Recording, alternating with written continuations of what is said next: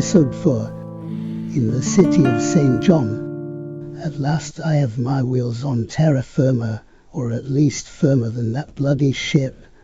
Some of you still look a little green around the gills, but I know just the thing for that. Following my policy of finding hidden gems, even if they are on the beaten tourist track, I have taken you to San Juan de Puerto Rico, and I am inviting you to lunch at an equally unlikely place, the harbour-side Sheraton, where the prices are eye-watering and the chili is not. Don't worry, this holiday is all-inclusive and I'm picking up the bills, not literally of course, but the whole trip is on me, also not literally. I know luxury hotels are not the best place to look for authentic local cuisine, catering as they do for business clients, who would really rather be at home. The food tends to be middle-of-the-road kill. Last time I ate here, reading the menu was a dispiriting experience. The bland feeding the bland. When the waiter told us it was chef's night off, my heart sank even further. The memory of a free dinner we had once won in the Lake District reared its ugly head. Yes, it was free, but it wasn't worth it. I don't know who the replacement cook was, but they clearly used the smoke alarm as a timer. The cremation chicken was as good as it got. My trepidation about the Sheraton on my first visit proved to be partly unfounded. We ordered steak with rice and beans. The steak was predictably medium cardboard, but the rice and beans dish was one of the best things I have ever tasted, or will ever taste. Now that my esophagus has healed up, I hope I got the right medical term. It's absolutely true, but I tend to have a one-track mind. The stand-in chef had cooked what he knew, the way his mother made it, and he is still there to cook the dish again. I phoned ahead. Don't expect this level of service from me, or the huge American beds everywhere we trot the globe, but the beds don't lie. We are in America. Not just in the geographical sense, but also politically.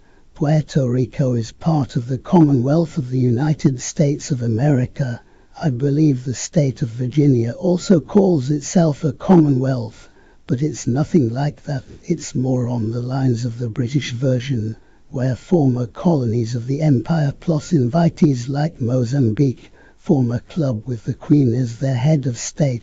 The US never had an empire, at least officially.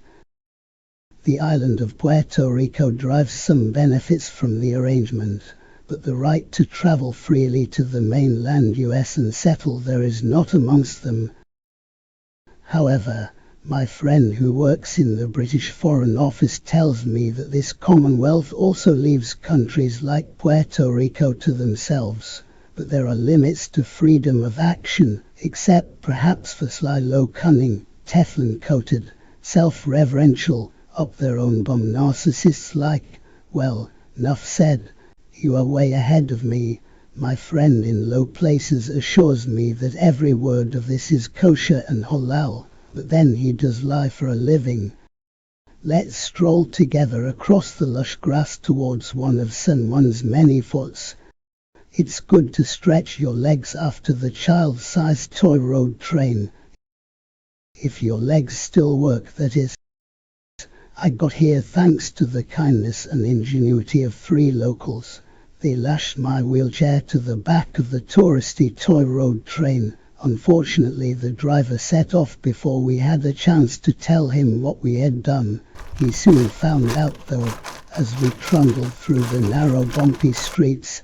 Even at low speed, the hills were alarmingly steep, so this communal potter up to the fort is welcome. The view across the bay is calming, even if it does include the huge Bacardi factory. I have taken you to sit here on a sunny wall next to the castle gates, even though I know that it's closed for refurbishment. But it's the perfect place to tell you my friend's story. A word of warning first though. I have heard similar tales told about the US Virgin Islands and about Henry VIII's Chancellor Thomas Wolsey.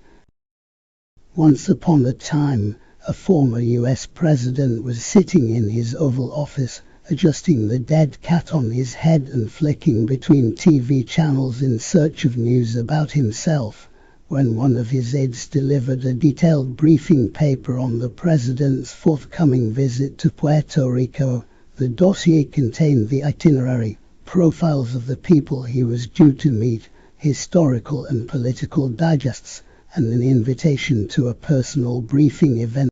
The president glanced at the folder between television channels and said, "Puerto Rico, that's the Caribbean, right?" The aide nodded and the president continued, "Been there. I call them the Miami Islands. I don't want to sit through some boring lecture. I've got all I need right here," he said, holding up the folder before tossing it in the bin and turning his attention back to the TV.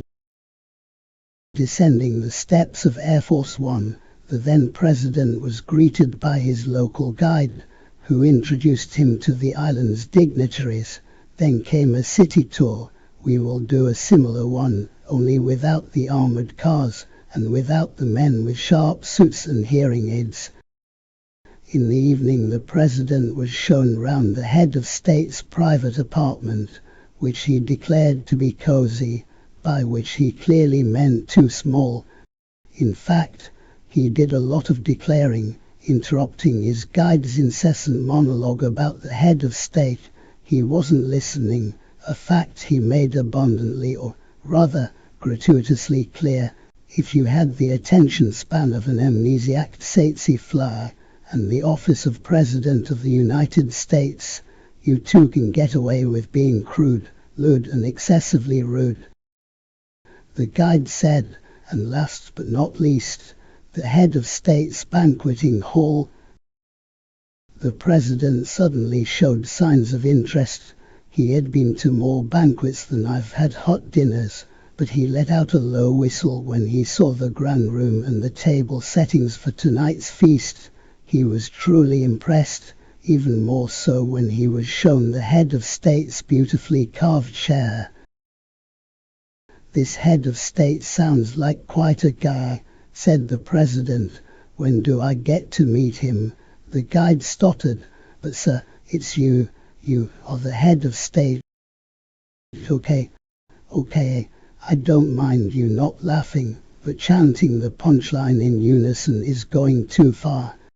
Nevertheless, I believe the joke gives valuable insights into the psychology of two very different people. Like the tactful guide in the story, most of us fall into the none of the above group in my analysis of intelligence and thinking I bored you with recently. His immediate reactions to his guest's gaffe were hesitancy and embarrassment. He will probably have felt embarrassed about having failed to make clear to the president who he actually was, which is an illogical but human reaction to the latest manifestation of the president's foot-in-mouth disease.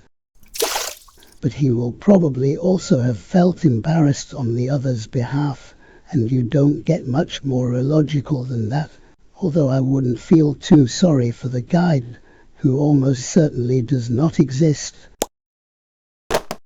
I'd assume the great man felt completely untroubled by the experience, and went blithely back to the governor's apartment to comb the cat. Real life is not like the old movies, which could explain their popularity in this celluloid world. Mae West never said "come up and see me sometime," presumably because her diary was too full for walk-ins. Similarly, "play it again, Sam, and build it and they will come" never graced the silver screen. We have changed the wording slightly because our versions not only sound right but they feel right. The phrases have been altered to what we think they should have been, so even when we knew something like our little story is not real, it is in a way still true. I don't know much about San Juan and next to nothing about the rest of Puerto Rico. It would be foolish to play the expert based on such a fleeting acquaintance. In these days of free information, facts are no longer the point. I am taking you here to experience stuff you can't simply find on your phone. Instead, I hope we are all going to benefit from two classic ingredients of a good holiday: unwinding and people watching. Clearly the two are linked, and we can do both at the same time. So after a pleasant stroll through streets of brightly coloured houses, another imposing fort and a slum area slowly dying of gentrification, we get to the real business of the day. My advice is go with the flow. First, to a bar just a few leisurely paces from the small main square.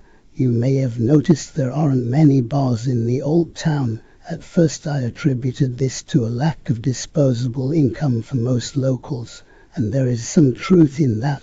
But there is another reason which is ever so slowly making its way towards us.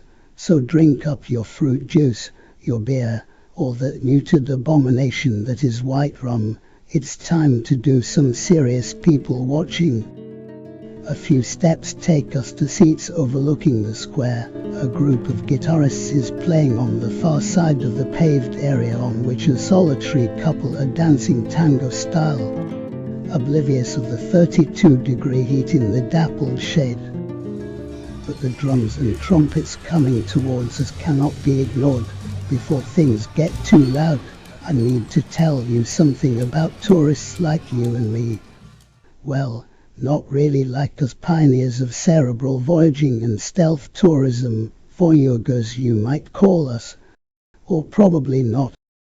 Despite being physically there, the other tourists are keeping an uncharacteristically low profile. That's probably because the cacophony of music, shouting and electricity coming our way has nothing to do with foreigners. We are welcome to watch and dance with everyone else, but this would all happen even if there wasn't a single tourist on the island. You will see what I mean when you experience the real thing tomorrow. You won't need me then, which will come to some of you as a blessed relief. I have been told I shrink on people. But blessed relief is what this rumbling juggernaut is all about. A huge procession is moving inexorably towards us, stopping from time to time.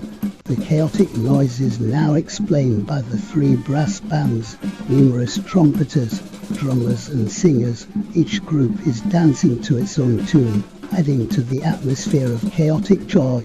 Other places around the world have fiestas and carnival celebrations, but the Puerto Ricans have a special flair for it. I am not going to fall into the trap of spouting half-digested cliches, let alone racial stereotyping, but you cannot deny that just about everyone here today is good at dancing, not good in an overproduced heartstring-tugging, strictly dumb prancing way, but as a natural reaction to the rhythm of the music. Three gawky teenage girls in school uniform put down their satchels in the middle of the square and are instantly transformed into dancers as if it's the most normal thing in the world. They are of an age where their British counterparts need artificial stimulants before they can be unself-conscious enough to lose themselves in the music. Middle-aged office workers in suits, housewives, shopkeepers, road sweepers, they all give their bodies over to the beat of the drums. It is clear who they learn this from. A dozen grannies and grandpas are dancing in the middle of the square, each to their own mobility. 80 going on 20. Oh, I nearly forgot the police. You can tell a lot about a country from their bobbies on the beat. These three are moving their bodies to a different sort of beat. Contrast this with the police at the Notting Hill Carnival half-heartedly shuffling in their stab vests, and you will understand why we are in this part of the world, and this is only the rehearsal. I hope you're ready for the first night of the fiesta tomorrow. You should be well prepared for the third part of your mission. Slow down, watch people and dance. Fiestas here are not competitive and it will be dark. Even I will be twitching along. Obviously, the fireworks will also have to wait until tomorrow. But there is one more thing I want you to think about today. Here they come, the big heads. Other celebrations have adopted the idea, but this is the place to see it. Right at the back come people dancing wildly with their arms and legs. That's all you can see of them, because the rest of them is hidden by enormous heads. The papier-mâché heads are shaped and painted in the likeness of politicians, sporting icons and other celebrities. Not all are necessarily popular, especially the politicians, but they are lampooned in the same way. I think that even real-life ogres would make you laugh. An 8-foot head of Vladimir Putin with saucer arms and legs would be hard to resist. And in pride of place at the end comes a Humpty Dumpty Donald Trumpty with jazz hands and Charleston legs. This is what has been causing all the laughing and hooting on its way to us. And the reason why the president/head of state causes this reaction is now clear. It's not just the idea of poking fun at him, but that he looks so hilariously, horribly lifelike. In the description of this episode you will find a link to another video which shows you more of Sun 1. It is only virtual, but it's the best that I could find. In the next episode, we'll be island hopping to a very different place.